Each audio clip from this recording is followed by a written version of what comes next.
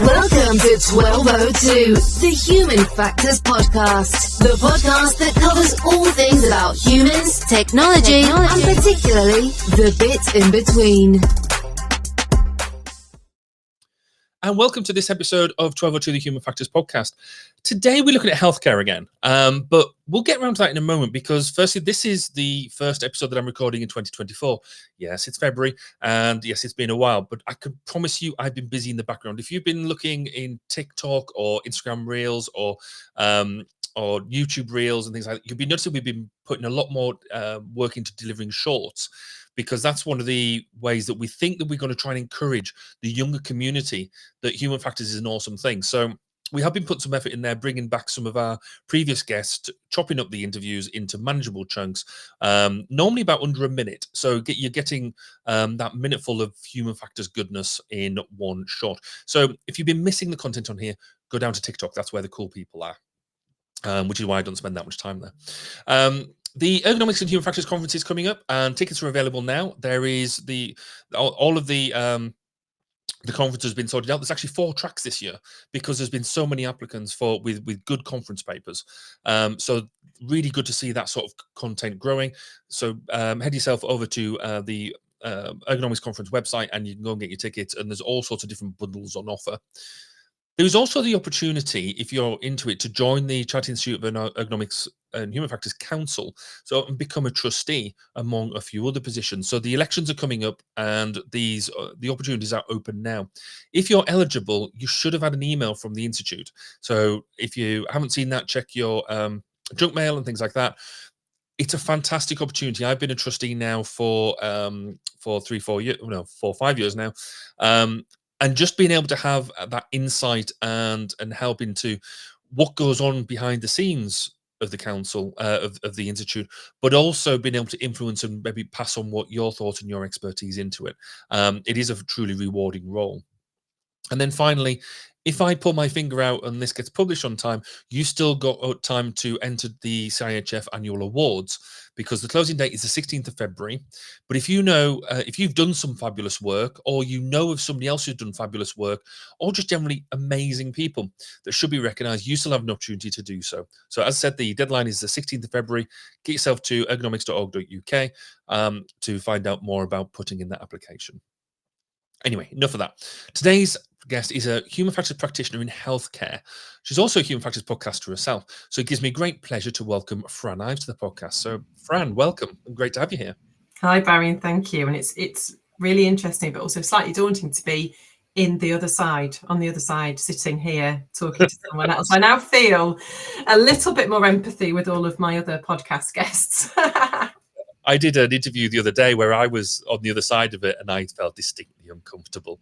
Yeah. So I got no control over what's going on. They can ask me whatever they want. So yes, I prefer sitting here, and it me.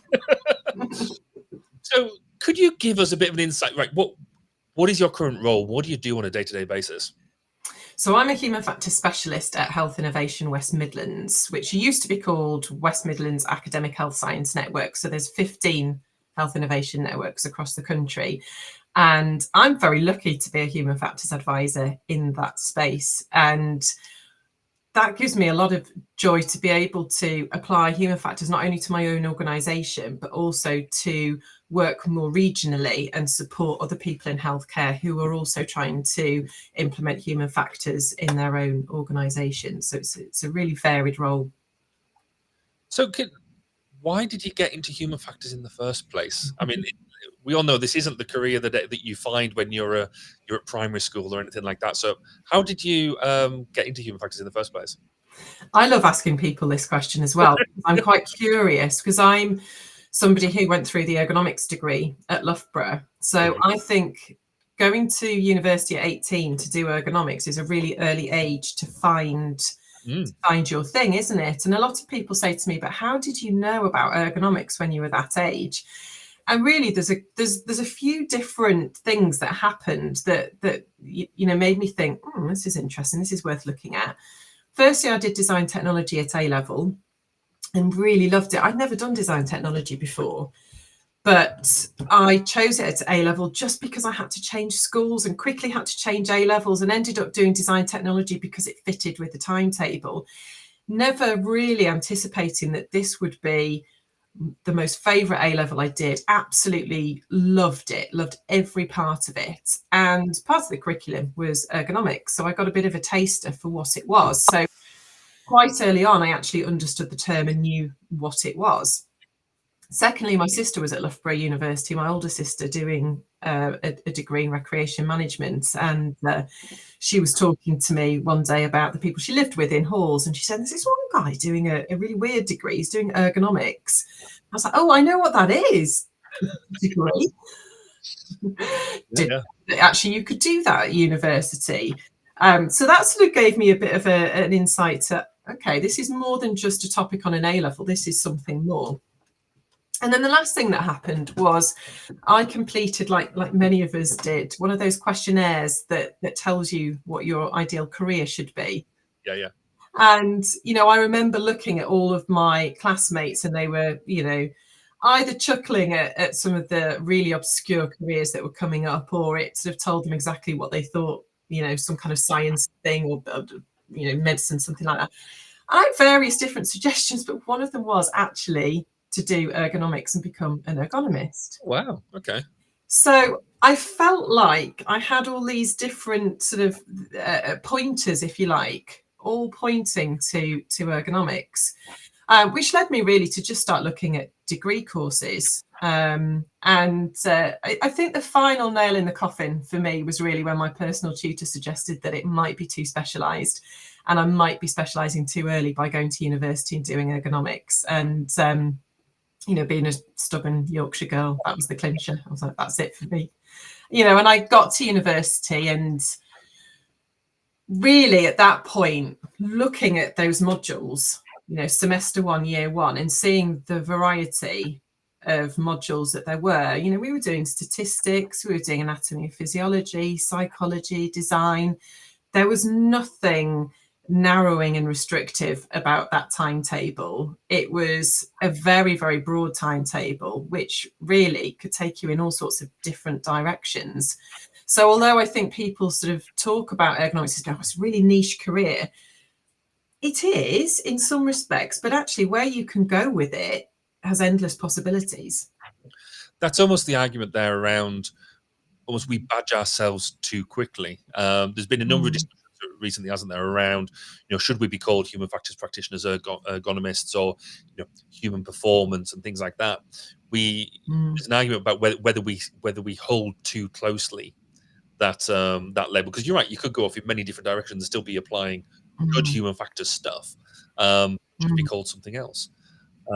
Yeah, I think that's something that I've really thought a lot about in the last few years, particularly because there aren't that many jobs in healthcare that are called human factors specialist advisors, whatever, although the number is greatly increasing. But actually, what I found in the NHS is that a whole host of jobs can be done with a human factors perspective by a human factors specialist. Might not be called human factors, but actually when you tease through that job description and you really think about what it is that job is asking, it's human factors. And so whereas we might think, oh, there's not many jobs, there's not many places we can go, actually just think a little bit more broadly and just look at what opportunities there are that just haven't quite been labelled as human factors, but absolutely are. Yeah, no, I think that's really true. Going back to your degree, then, you're one of the few people I've met who've certainly more recently that have done the original ergonomics degree. How do you feel now that option doesn't exist for everybody else? Do you think it's a loss, or do you think it's actually the masters is good enough, or how do you feel? I think it's a real loss. I suppose I'm biased in the sense that I had a wonderful, wonderful time at Loughborough and thoroughly enjoyed my degree. I do think it's a loss because what that degree gave me was the ability to go in as an 18-year-old and understand and learn the full breadth of the science. I did a year in industry as well. Cool. So I spent a year in the automotive industry, my 3rd year, and came back for my 4th year. And that was brilliant, absolutely brilliant, because it gave me that year of being able to apply the knowledge that I'd learnt in years 1 and years 2, come back in year 4 for my final year, and really have a better understanding of how what we'd learned in the classroom could be applied in real life. I didn't have any preconceptions about which industries I might want to go in. You know, I took my year in industry and automotive pretty much because that's the job I was offered, Yeah. and had a wonderful time, and did some brilliant work. I would have been quite happy to go back into automotive when I finished, but equally I was very, very open to going in any different direction, because I felt that I had a reasonable amount of skills and knowledge that could be applied in all sorts of different industries. Now, you know, we have some wonderful people coming through the master's route. We really do. And I have the privilege to know many of them and work with them. I do think, though, that we ask a lot of these people when they've done their masters, particularly in healthcare. You know, often these people are, you know, pharmacists or physios or, you know, nurses. They've had a career in some other element of healthcare. So that brings with them a really great understanding of healthcare and the complexities of healthcare, which is really very useful when you come into healthcare. It isn't a complete shock to them to understand how complex healthcare is. But I think, particularly in healthcare, because we're often working as sole practitioners, these people are coming in at a fairly senior grade with very little support and experience and knowledge behind them. So I think in order to support them as best we can and to support the profession, a lot of work needs to be done to enable them to grow and develop without feeling like they've got 101 problems to solve and they don't know where to begin. No, that's fair. So when you graduated from your degree, what was the career path then? How did you get to where you are now? So I went to nuclear for a couple of years. So I worked at what was British Energy, it's now EDF. I'm based in their engineering offices in Gloucester. And, you know, like with the automotive placement, had no real burning desire to go to nuclear, but thought, well, okay, this looks like a decent job. And they've offered it to me, so I'm going to go. And what I found when I got there was that I was in a very structured and well-established team, which for a new graduate is a brilliant place to be, because, you know, you come out of university and very quickly realize that you don't know very much at all. And to be placed in a team that had been long established and very well respected gave me the support that I desperately wanted and needed as a new graduate. Also, with it being such a heavily regulated industry, what that meant for me as a graduate was that every report that I put out had been independently verified by at least 2 other people, which gave me the confidence that what then was published was the best it could possibly be. And I learned very quickly not to see that as someone's going to mark my work and sort of tell me all the things that I've got wrong. Very quickly realized that wasn't what it was about at all. It was about working collaboratively with people to create the best possible piece of work. And once I sort of understood that, I realized that actually I needed to really grasp this opportunity and really learn and develop my confidence. And being in that organization gave me so many different opportunities. We looked after 8 power stations all across the country. All of them were different.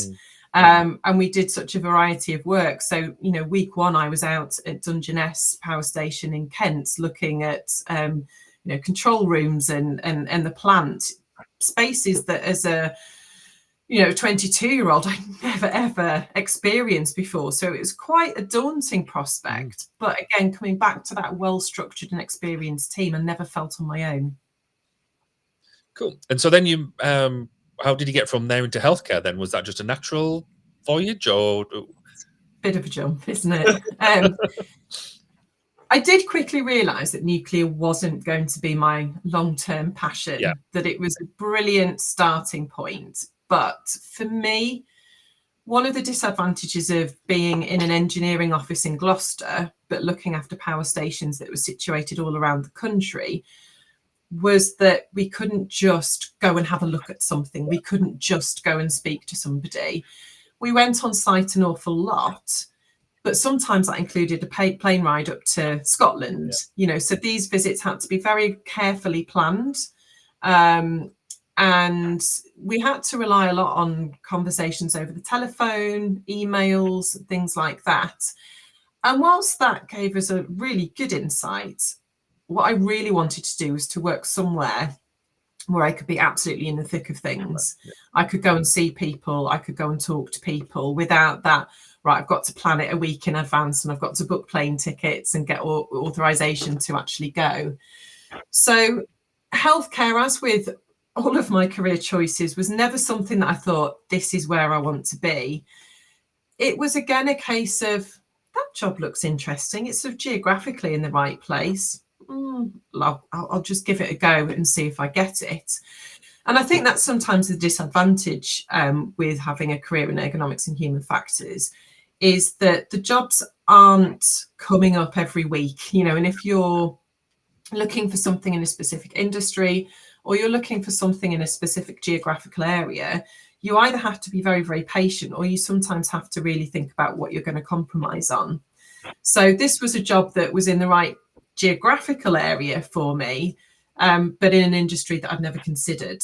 So I actually went for the job interview and was offered it, but it took quite a bit of time to think about whether that was the right place for me, because I knew that I was going to go from a very well structured and supported team to being a sole practitioner. Now, 2 years out of university, for me, that was a hugely daunting prospect, and I did think quite long and hard about it. But I was really fortunate in healthcare in that I had a wonderful manager who was extremely supportive. And she said to me, I'm not a human factors specialist, but I do know quite a bit about ergonomics and human factors. So whilst you're the only post holder, you will be in a team that is incredibly supportive and will be there on hand to answer questions as best they can. So that really gave me the confidence to move into this industry, which was completely unknown to me. Even with that support there, though, what was the thought process of you going, actually, I can make that jump? Because you're right, it's to go from a big team to effectively doing it on your own. Yeah. What was it at the back of your mind that said, actually, yes, I can jump at this? I think there were a few different things. When I graduated from university, one of the first things that my boss in nuclear said to me was, you need to find yourself a mentor because you need to become a registered member of the Chartered Institute. Now, at the time, I didn't realise what a gift of a conversation that was, because he was saying, I'm going to support you to do this and give you the time to do it. And this is really important to us as an organisation. So that spurred me on to getting a mentor. And it was Roger Haslam from Loughborough University who suggested the mentor that I ended up having, Jeanette Edmonds. I didn't know Jeanette at all, but she happened to be local and she said yes. That was brilliant for me to have somebody external to the organisation to help guide me in my career. And, at the time when I was thinking nuclear isn't really for me, where else shall I go? I had that external person to say, I don't know what to do next. Where shall I go? So I was able to have conversations with her that I couldn't have with my manager and my team in nuclear. It's really hard to have those career progression conversations when you're thinking about leaving the industry. But having that external person gave me somebody to have that conversation with. And I said, what do you think? Can I do it? And she said whatever she needed to say to sort of give me a bit more self-belief and self-confidence. And I was still very much on that journey to becoming registered at the time I moved into healthcare. So I knew that I had that sounding board and that person that I could pick up the phone to. So that gave me the confidence. Again, going back to the manager I had, she gave me the confidence. She was my manager for a number of years, and I class myself as very lucky to have been managed by her. And I think, I do try, it's not always easy, but I do try to do things every so often that really scare me. Okay. From a career perspective. And that massively scared me. But I think somewhere in me, I knew that that was the right thing to do, and that it's okay to be scared a little bit at the time if it feels like you're heading in the right direction, and that fear is actually going to turn out to be something very positive and a real development opportunity. Yeah, no, I completely relate to that. You know, the idea that it's almost a risk reward thing, isn't it? If you can put a lot of effort into it, but you can see there's a point in doing it. You're not just doing it for the thrills, as it were. It's yes, you're going to get a good outcome. So you also run your own podcast, All Systems Ergo, which is a fabulous name. I absolutely love it. Very jealous that you thought. I just wish I thought that years ago. No, it's really good. It's available on Spotify. Can you give us a bit of an insight into what you're trying to achieve with it, do you think? So this really came about from me working as a sole practitioner for a number of years. So I spent 15 years in the hospital doing an ergonomics and human factors advisory role, which I absolutely loved. And I've now been at Health Innovation West Midlands for 4 years. In each of those posts, I've been a sole practitioner. And what I really have the opportunity to do in my role currently is to support people across the region in their quest to develop and implement human factors. And really, I've been trying to think throughout my time in this role about how we can do that. You know, how can we not only support people who are trying to do human factors, but how can we help people in healthcare understand what human factors is actually trying to do, what it can do, what the impact can be. And I think we're all too often bombarded with lengthy emails or webinars and reports. And actually, some people really find a great deal of joy in reading academic papers and lengthy reports, and other people run a mile from them. And I'm somebody who loves a podcast. I love listening to podcasts. And I listen to a complete variety of podcasts. And you know, on my playlist, there's a mixture of ergonomics and human factors ones. There's things that are completely unrelated to work. And I'm quite happy with whatever pops up. You know, I enjoy listening to what I would consider more work-related podcasts in my own time, because I can do it when I'm walking the dog, or when I'm going out for a run, or when I'm in the car driving. And I just thought to myself, do you know what? That would be a really just an interesting way to communicate what human factors in healthcare is, in addition to a lot of the more traditional routes. So of course we do, you know, webinars, we talk to people, we do reports, but you know, just to have a different way to try and connect to people. And I was talking to a regional colleague who's an anaesthetist who has a great interest in human factors. And he said to me a few months ago that he was about to mow the lawn, a job that he absolutely hates. So he thought, I'll put on a podcast and try and sort of help me get through this really tedious task, and just did a search for human factors podcasts. And I'm presuming, Barry, because he was looking more healthcare related, that's why mine came up rather than yours. But he put it on not realising it was me and not realising that he knew me. And he said it made the task of mowing the lawn much easier, because his mind was sort of occupied with something that he deemed slightly more interesting than mowing the lawn. And I know that a podcast isn't everyone's cup of tea, and that's not the intention, but I think for some people, it's a really great way for them to just gain a little bit of insight into what human factors is. And I think also it's a conversation, isn't it? Yeah. And I think there's something about listening to a conversation that draws you in. You sort of feel part of that. And I am somebody who loves a chat, so it seemed like a natural fit for me to start one. No, it's fantastic. I mean, I thoroughly recommend that everybody go and listen to season 1 of what you've done. And you told me just before we started recording that you've started recording season 2. And so we're very excited about that coming out. Yeah. So we're going to take a quick break, and then we're going to get into the nitty-gritty about what it's like doing human factors in the medical domain. So we're going to be right back after this. You are listening to 1202, the Human Factors Podcast. We wanted to take the opportunity to say thank you for your support. You can help further by rating us through your podcast provider, sharing us through social media, and telling your friends and colleagues. Let's work together in raising awareness of the value in putting users at the center of what we do. And welcome back. This episode, we're talking to Fran Ives about the application of human factors in the healthcare domain. So everybody who works in their own domain in human factors, it says that their domain is unique and special and all that sort of stuff.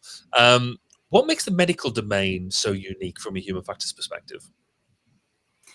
I think one of the really interesting things about healthcare and the unique things is its complexity. It's such a complex beast. Each hospital is completely different, but even within a single hospital setting, you'll get lots of different departments that are run completely differently. They'll have a different culture, they'll have a different, feels like a mini ecosystem. And you can't just assume that if one thing worked in one department that you can pick it up and move it to something else. There are so many different elements to what goes on in a single building or a collection of buildings, and the way that they work is so incredibly different. And of course, when we think about healthcare, we also have to factor in patients. So if I think back to my work in nuclear, the people were the staff, and they were working on a nuclear power plant that didn't always go exactly as we wanted it to, but it was, by and large, fairly routine in terms of the way it worked, and did more or less what it expected us to do. But patients are all completely different. You can have two patients that are going into surgery for essentially the same procedure, but those patients could be incredibly different in age, in gender, in what comorbidities they might have coming into theatre, which will mean that no two operations are exactly the same. So I think that really keeps us on our toes, that addition of the patients, as well as understanding that we're working in an incredibly complex organisation. So, because that gives you that almost a double user, doesn't it? Because you've got your users who are the healthcare professionals and the myriad, almost the hierarchy, the organisation of that, and then you've got as you said, these people on the end who are actually the end users. And so that's got to give you a double level of complexity to play with. And we also have carers as well. If you think about, family and carers that may also be part of that healthcare system as well. Not always, but they are also an additional group of users to factor into anything that we're doing. So you talk about the organisation piece, about the almost no two hospitals, no two trusts being the same, but also no two almost departments being. From a human factors perspective, one of the things we like to do is to get something that works and make and roll that out. Does it not drive you insane? I think I'm probably used to it, which means that it doesn't drive me insane. I think a lot of what we do in healthcare as human factors professionals is build up relationships with people to sort of, particularly when you're an embedded human factors specialist in an organisation, you become known, and you also in turn get to know departments, you get to know people. So, if I think back to my time on the ground in a large NHS trust, I would sort of have a bit of a feel as to what I was going into when, particularly when I became more experienced and had been in places before. I'd sort of know, right, well, I'm going into this department, so I sort of know the characters, and I understand the work that they do, and the sorts of challenges that they might have. And because they begin to know you and trust you, that relationship, I think, really stands you in good stead, because yes, you are finding out new things and having to maybe adapt what you do, but I think it becomes easier if you've built up good relationships with people. And I think one of the really sort of important skills for me in healthcare, and that continues in my current job, is to be a bit of a chameleon in a sense. To go into a situation, to try and figure out what's going on quite quickly, try to get a feel for the culture, what's the feel, is there a bit of an underbelly here, or what's going to work, what's going to appeal, how do I need to communicate best with this team? Are they an angry team? Are they an open team? And very quickly think about how best I can interact with them, how can I best build up a bit of a relationship with them in order to get the best out of the interaction that we have. Could you give us a bit of an insight, or I guess a couple of examples of maybe the type of project that you get involved with? So now at the moment in Health Innovation West Midlands, as I said, I have the ability to support people from across the region. So I'm working with the Birmingham Children's Hospital at the moment, which is a really wonderful experience, because the trust I'd come from didn't at the time have any paediatrics. So this was a whole new world for me to be involved in paediatrics. And a lot of what we do in Health Innovation West Midlands is really looking at how we can work with healthcare organisations, with industry and with academia to try and implement new ways of working, new technologies that will benefit patients, but also our staff. And so one of the big areas we're working on is point of care ultrasound testing. So point of care ultrasound testing is a small handheld probe that plugs into an iPad, basically. So what it means is that ultrasound can be made much more portable. So that means it can be taken to patients' homes, or it can perhaps be situated in departments that wouldn't previously have been able to have a big ultrasound machine, and wouldn't have had the skills to actually use a really complex ultrasound machine for performing scans. But we're working with the haemophilia team to actually look at the implementation of a point of care ultrasound device, or POCUS as we call it, to help with the identification of joint bleeds.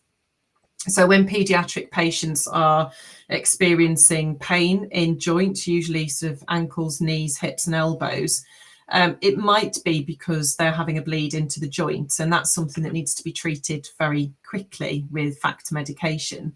And the way to understand if somebody is having a joint bleed is to do an ultrasound scan. But the haemophilia team, they're not radiographers, they're not radiologists, they don't have the ability to do that. So they'll have to phone up the radiology department and almost beg a slot. You know, we've got this patient, please, please, please, can you fit them in? And this is something that happens quite a lot in healthcare, you know, this sort of begging of, you couldn't possibly, could you? Right. You know, and what was already sort of a fairly full list then becomes bigger and bigger and longer and longer. You know, and if that patient can be squeezed in, that's great. They'll go down to radiology, they'll have their scan, and the results will be sent back up to the nurse, who can then actually understand whether that patient is having a bleed or whether they're not. The team want to really improve the process, and so they want to look at whether, if they are trained in basic ultrasound use and are able to procure a handheld POCUS device, can they actually do that scan themselves? It's not to provide a definitive diagnosis, but it's to inform decision making. So that has a lot of benefits for all concerned. It helps the staff in haemophilia, because they can be that one-stop shop, and they can be able to sort of give the patient the information that they need. You are having a bleed or you're not. It relieves pressure on haemophilia, on the radiology department, and for the parents and carers, it's potentially less trips into hospital, because if radiology doesn't have a slot today, it might be, can you come back tomorrow? Less time off work, and just that reassurance quite quickly of what's actually going on. But we have to be really mindful whenever we implement something that we don't get overexcited and think, this is a brilliant new toy, it's going to absolutely transform the way that haemophilia can treat their patients. Let's just get it in, it's going to be amazing. Because as we know, being human factors practitioners, we have to think very carefully about what impacts any change in the system is going to have on other areas. You know, that classic, we don't want to solve one problem but create 10 others. So what I'm able to do is to work alongside the team and actually sort of map out what they're currently doing, where the challenges are, collect baseline data to understand how many children are coming in, what's the waiting time for them, how much are you actually spending on factor medication, which is incredibly expensive, and really look at, okay, well, if we're going to introduce this, what else do we need to do? For example, we know that a lot of people who scan and perform ultrasounds over time can develop musculoskeletal problems. So we want to make sure that right from the very off, we're helping these people know how to set up their rooms, how to position the ultrasound probe and the screen, so that we're not going to end up in a few years' time with these nurses and physios experiencing musculoskeletal problems. So there's quite a lot of work to understand how best can we implement this innovation. So when you get pulled into projects, then do you get pulled into every single project that's going on? Because presumably there is only one Fran. You haven't cloned yourself, and therefore there's a or at least not yet. How do you get pulled into a project? That's a really good question, because there is only one of me, and I have a tendency to listen to things and think, oh, that sounds exciting. That sounds really interesting. I really have to rein myself back. And sometimes it's a case of really sort of thinking about, does this require me as a qualified HF specialist? Or could I perhaps work alongside with other people in my organisation? Because yes, there are some human factors things that need to be done. But actually, are they sort of more low-level HF work? Could I actually work alongside somebody and almost mentor them to increase their own skills? It very much depends on what comes in and what we think human factors can add. Some projects can be quite meaty, and we have to think about, is that something that the organisation wants to do? Is it something that's going to benefit the region as a whole? Because one of the things we really want to do is, yes, we do these local projects with organisations, but what we really want to do is take the learning from that project and be able to apply it to other areas. So, for example, with POCUS, yes, we're looking very specifically at haemophilia at the moment, but we can see that there are so many other opportunities for this point-of-care ultrasound device to be used. So just after I speak to you, I've got a call with a colleague to talk about how we can use POCUS in maternity for breech clinics. So can the clinicians there, instead of bringing in the big ultrasound machines, or go to a dedicated room where the ultrasound machine is positioned, can we give them a POCUS and they can do this clinic anywhere, basically? So for something like POCUS, we could see very easily that actually this had got the ability for us to do a piece of work and then build on it and apply it to other areas, so that other areas can get the benefit of this innovation. There are some very specific projects where we perhaps don't see the ability to transfer it to other areas quite as easily. So that's a real factor in trying to decide, what we get involved in and what we don't. So, obviously, healthcare in of itself has its challenges. What are the big challenges that you face on a day-to-day basis? I think one of the challenges that I've always faced and probably will continue to face is really trying to help people to understand not only what human factors is, but why they should bother with it. What value does it add to work? And I think particularly at the moment when finances are so stretched and so challenged, it's really important that we as a profession are able to show the impact that human factors can have, because it's often seen as a nice to have. And I remember having a conversation with somebody quite some time ago when I was talking about how I really, really wanted in my previous role to develop the ergonomics and human factors service and how much more we could do if we had more resource. And the question of, well, why should I employ another HF specialist when I've got wards telling me they need more nurses? Why should I employ an HF specialist? How can you convince me that that's going to add value when, I know that a nurse can add value. I know that a pharmacist can add value, but what is it that you can do? And I think that's something that we need to work quite hard at doing, is to really be able to communicate the value and the difference that human factors can make, because I think that's constantly a challenge, and that challenge isn't going to go away overnight. It's difficult, isn't it? Because I guess the way I try and describe it all the time is, actually, if human factors is done well, you don't notice it. It's Yes. just not there. It's only when things are wrong that you think, oh, that's Yeah. unusable, that's terrible. Yes. We only appreciate it to fix the problems, not get in there early, because it's a spend to save, and it's Yeah. as a trite phrase, but it's true. If you invest it up front, and selling that is hard work. Yeah. But that has been, I mean, that is a challenge the profession throughout, no matter what domain you're Yeah. in, it's a difficult sell. However, in Yeah. a lot of the discussions I've had with, surgeons, clinicians, and other people working in the domain, it does seem that the medical domain has particular difficulty in accepting human factors as a beneficial thing, which I find challenging, because out of all the domains we're working, the medical domain is all about people. About making people better or more comfortable or whatever. So why do you think it is such a particular challenge? Do you think it's a particular challenge, or do you think it's no worse than any others? It's just more pointed. I think it can be quite hard for people, if they don't fully understand what the profession is, to understand that we're actually there not to tell them they're doing a rubbish job, but we're actually there to support them. And I've walked into many situations where I felt a lot of sort of suspicion. What's she doing here? And I've realised that a lot of that suspicion is because they don't fully understand what I'm there to do. It might be that they think I'm there to go and report back to HR that people aren't doing their jobs properly.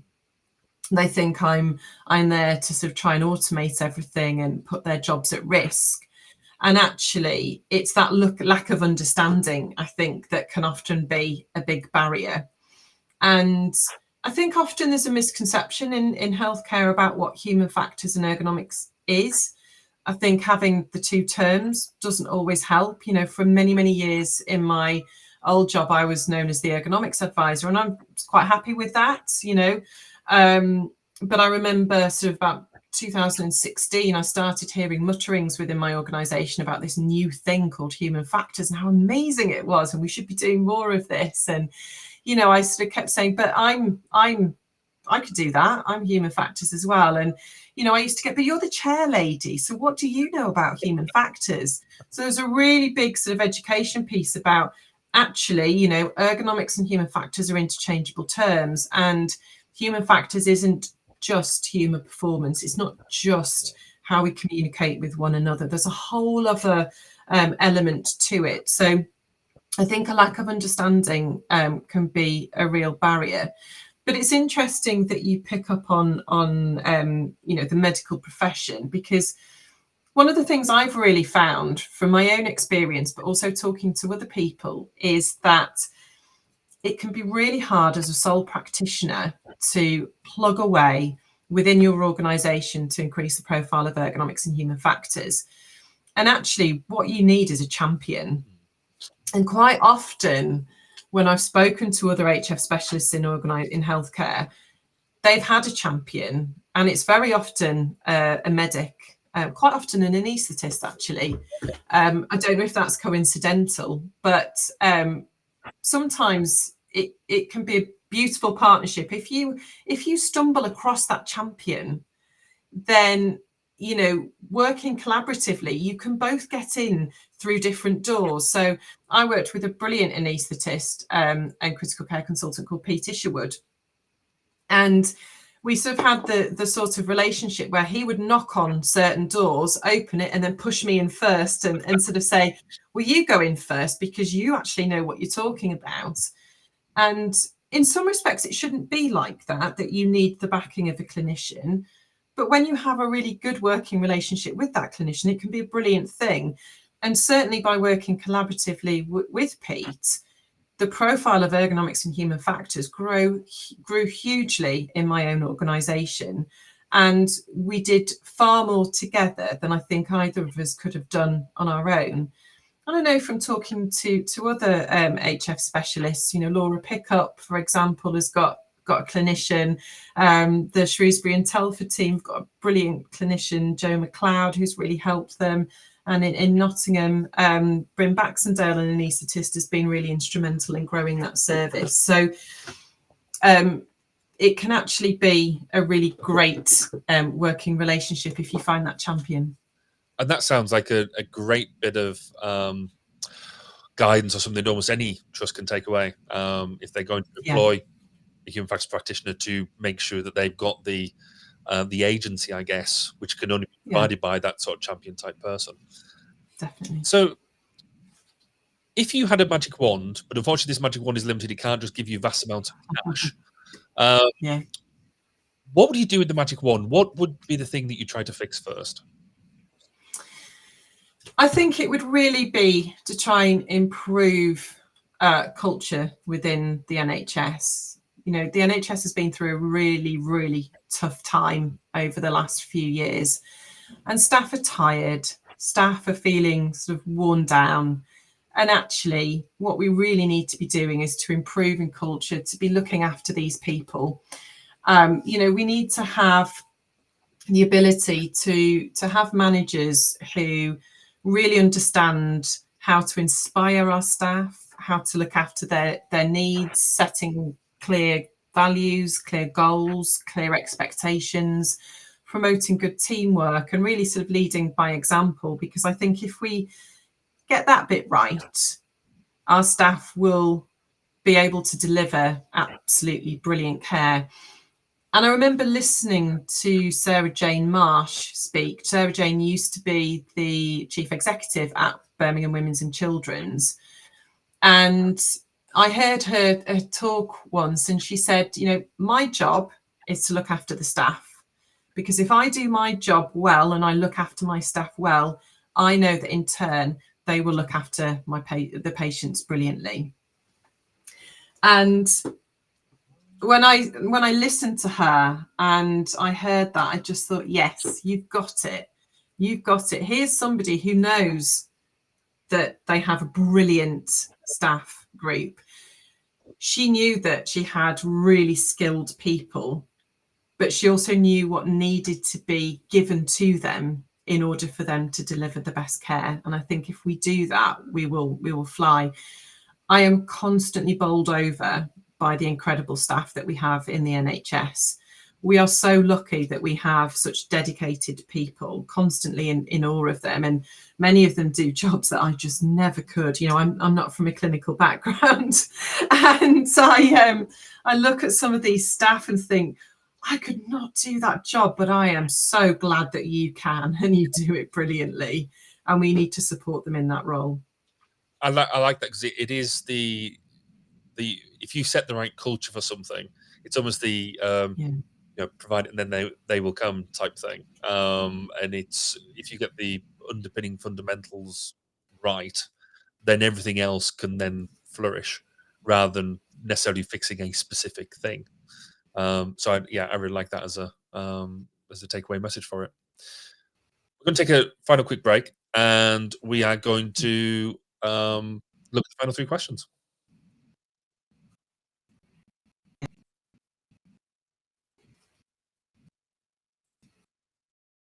Just before Barry gets to the final 3, my name's Nick Rome. Let me tell you about this. Technology in our world is evolving at a phenomenal pace, and keeping up with what that means in the human factors world can be challenging.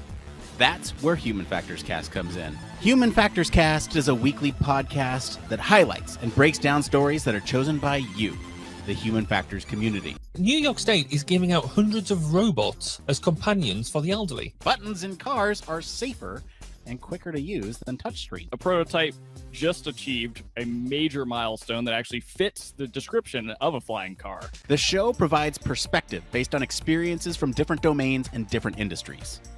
We even cover some of the hottest conferences in the field. On this episode, we're recapping EHF, Ergonomics and Human Factors Conference, Neuroergonomics Conference, Human Factors and Ergonomics Society, UXPA International. Join me, Nick Rome. And me, Barry Kirby. Every Friday morning when Human Factors Cast drops on YouTube and your favorite podcast directory. And remember, It depends. And now I'm going to send it back over to Barry for the final three. I just love our high quality video editing of that. So these are the final three questions that we ask everybody who comes on. So first one is, what would be, if you have a go-to paper or a book that you use repeatedly? It could be technical or it could be fiction if that's your bag. Do you have that book or a paper that you go to all the time? I think at the moment, one of the papers that I go to and dip in and out, or suite of papers, shall I say, are the SEEPS papers, the Systems Engineering Initiative for Patient Safety, particularly SEEPS 2. You know, I was looking at that for the however many hundredth time earlier this week. It's a paper that I go back to numerous times. But I'd also say that books that I don't look at quite so often, but have really stood the test of time for me in terms of my career, are two books that I bought right at the very beginning of my ergonomics degree. So Evaluation of Human Work by Wilson and Corlett, and the Sanders and McCormick book, which I always just used to think of as the red book. And they're two books that, you know, when you go to university and you get your reading list and you think, blimey, how much are those books? And you sort of think, right, what can I choose that it's going to stand the test of time? Which books can I choose that I'm going to use repeatedly? And those two are books that are still on my bookshelf now. And I dip into them less now, but, you know, they are books that are well thumbed and have really proven that they were value for money as a very tight student reluctantly paying out for textbooks. Yeah, you've always got them ones that have got the post-its and stuff just waiting to be reused. If you could and go back to whatever time suits you, what advice would you give your younger self? It would absolutely be have more confidence and self-belief. And you know, I reflect back to how I was, say, as an 18-year-old going to university. I was a very shy person with not much confidence. And, you know, if I were to look, you know, as my younger self at what I can do now, then I think that would give me confidence. You know, it's okay to get things wrong from time to time. It's all right to say that you don't know things, but actually it's also good to push yourself. It's also good to really think, well, this might be a bit scary now, but ultimately it's going to give me lots of great experience, and it's going to give me a real buzz when I do it. You know, think back to first time I started doing some university teaching, and I remember thinking, what the heck do I know? And I had to tell myself, well, actually quite a lot. You know, these aren't ergonomic students, so you know a lot more than they do. Take confidence in that. And I think over time your confidence grows. But I wish I'd had a little bit more of that when I was younger. There's certainly something around that, isn't there? Around the being willing to fail. And that first time when you turn around and realize that things are not going to go right, you have to say, actually, it's not going to work. I think the first time you do that, it almost feels like a growing up point, which is quite crazy, but works. So fast forward then to many, many years ahead when you decide to retire. What would you like to be remembered for? I think I'd like to be remembered as somebody who was a good mentor, who encouraged people and helped them develop in their own careers.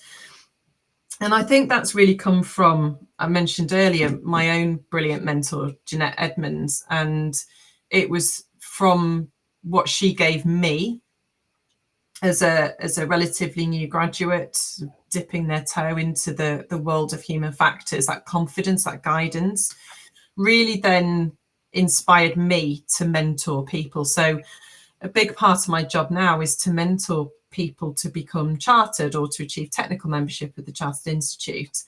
And it's a part of my job that I really enjoy because I love seeing these people develop, and I love hearing about their journeys. And I particularly love it when I see their eyes light up when they're talking about a project and I can see the passion that they have. And you know, I'm almost as excited as they are when they get that chartered status, because I just think, brilliant. Yes, you're on your way. You know, you've got that stamp. And to have played a small part in that is something that I'm always incredibly proud of. So if I could be remembered as somebody who helped people to get to where they wanted to be and achieve their potential, I'd be pretty chuffed with that. Brilliant. Fran, thank you ever so much for spending the time to give us a bit of an insight into what it's like to do human factors in the healthcare domain. If people want to get in touch with you, how would they go about doing that? So my Twitter handle is ErgoFran. So I'm available on there. I'm also on LinkedIn. You can check out the podcast, All Systems Ergo, and also contact me through Health Innovation West Midlands as well. So lots of different avenues. Fantastic. Thank you. And thank you all for listening and watching this episode, depending on how you are consuming this information. Do comment, like, and share wherever you're getting it. And we will see you on the next episode. Thank you for listening to 1202, the Human Factors Podcast. Please do get in touch with your thoughts, questions, and comments. You can contact us on social media such as Twitter, LinkedIn, and Facebook at 1202 Podcast. See you next time. And remember, it's more than just common sense.